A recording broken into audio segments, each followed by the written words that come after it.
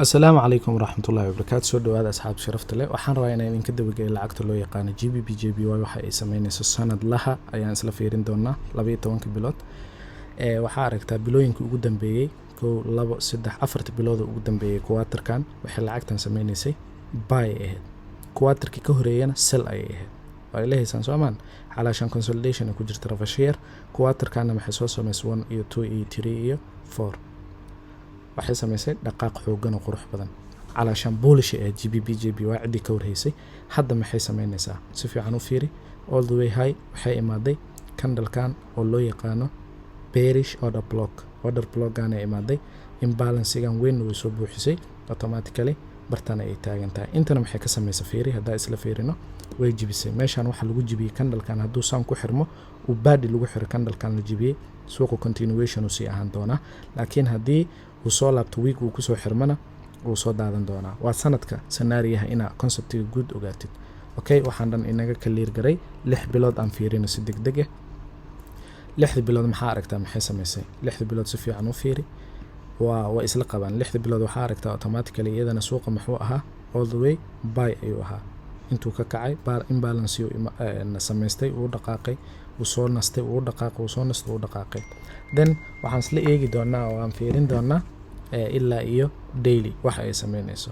Sidoo kale buy side-ka inta la qaado waa aragtaa candle-ka baadiya lagu qaado marba candle-ka hadduu buuran yahay uu xoogan yahay bullish-ka ku xoog badan saas uu ogow. Monthly 3 bilood aan fiirinaynaa 3 bilood maxaa aragtaa si fiican u soo eg automatically 3 bilood hal candle meeshan ku jiro markii laga reebo labadan candle oo waaweyn ee salka u soo dhacay meeshan fiiri laba candle oo waaweyn ah dhacay candle-kan meesha ku jira waxa loo yaqaanaa bearish order block. Okay bearish order block-gan wuxuu noqon karaa meel laga soo salgaleyn karo suuqa haddii 50% giisa la imaado 50% giisa ma la imaaday haddii si fiican u fiiri haddii 50% la cabiranayo qaabkana loo cabirtaa cirif lagu qabanayo ilaa iyo bartaas zone-kan si fiican u soo fiiri 50% candle-ka ma la imaaday waa may lama imaan meeshan waxaan ka calaamaynaynaa high-giisa candle-ka cagaarka iyo low-giisa fiiri meeshan 50% ama la imaado may waa loo soo yara dhowey Soomaan maybe in la imaado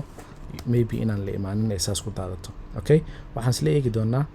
hal bil monthly waxa ay sameynayso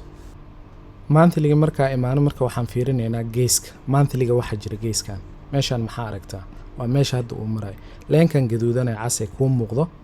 leenkan cas aad u jeedid waa hal sano oo biigi la jooga Soomaan kanna waa monthly based meeshan waxa ka muuqdo waxa la gaaba la meeshan labadan candle aan isgaarin gaabisa Allah. Okay markii la buuxiyo suuqa wuxuu sameeyaa wuu dhacaa intoo kale hadda fiiri ma la buuxiyo meeshan ilaa ay inta isku qabo suuqa markuu buuxiyo muxuu sameeyay fiiri markuu soo buuxiyay wuu daatay suuqa fiiri inta ka fiiri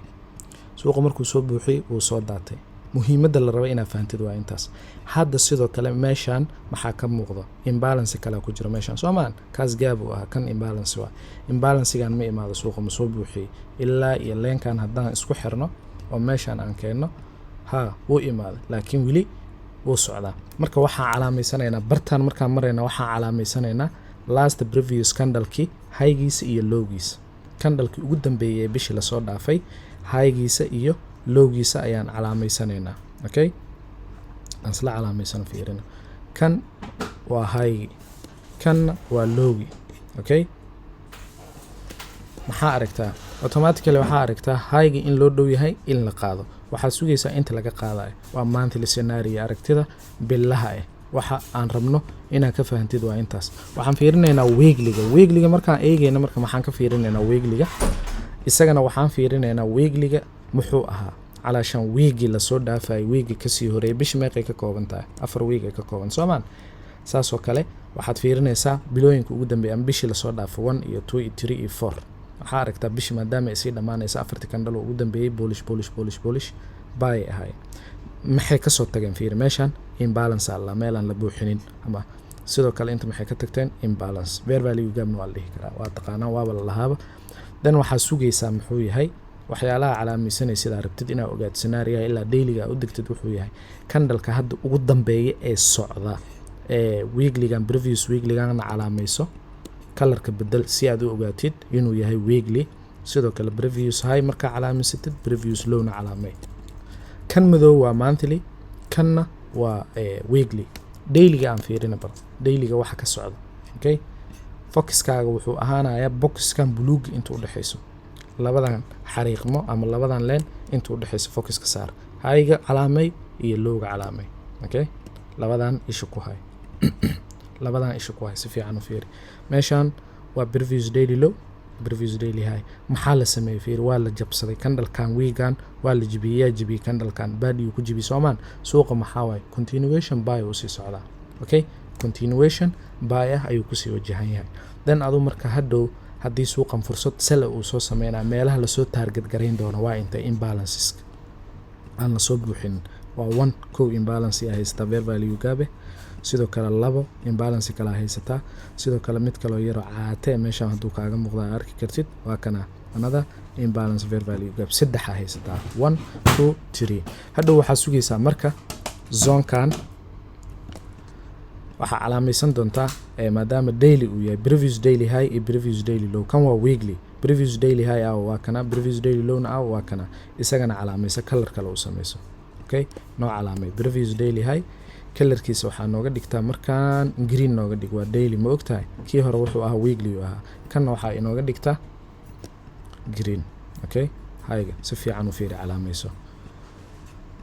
candleka waxa fiirisa ugu dambeeyay kan